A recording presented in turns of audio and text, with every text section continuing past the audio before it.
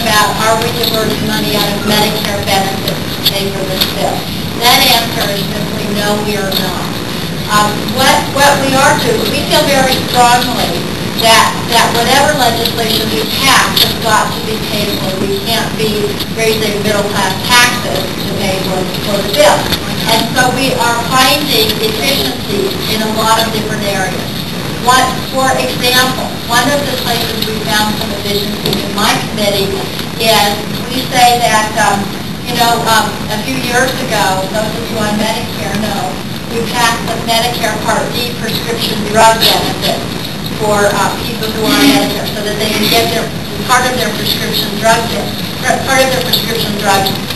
or they can get all of their prescription drugs paid for by the Medicare system. That was the good news.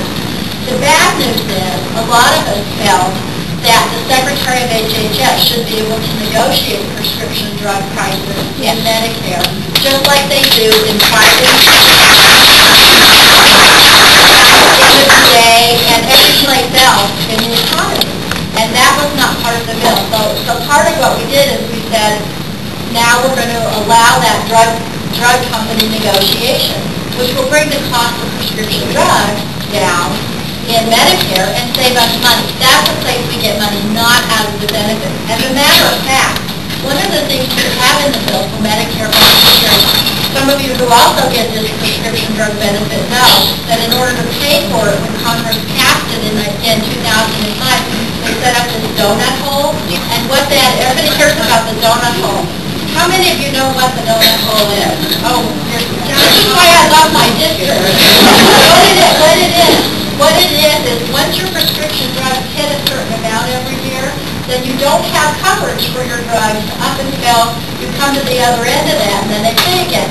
We've been able to reduce that donut hole in half procedures, so they're going to get many more of them. That's in this bill. With respect to the end-of-life decision. Now, this has been a real misunderstanding in the bill, and I'm glad you asked the question because I want to clarify it.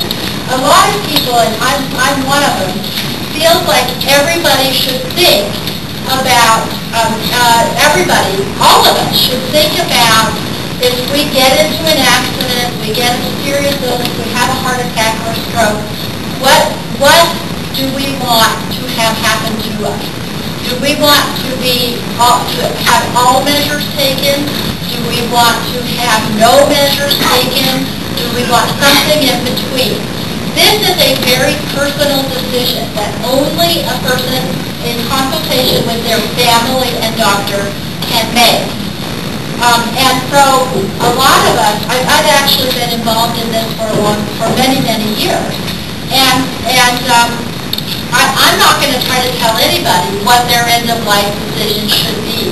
But what I am going to tell people is they should have something. And I'll give you an example, actually. My doctor, his father-in-law had a very serious stroke and had a lot of health problems. And he was told that, and his wife, my doctor's wife, as the daughter, was asked, what should we do? She said, please keep Dad alive at any cost.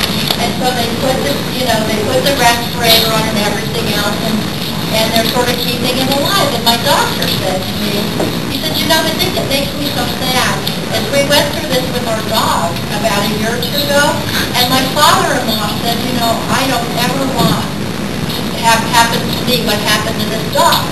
But the father-in-law didn't have any kind of directive. So that you can do things like that.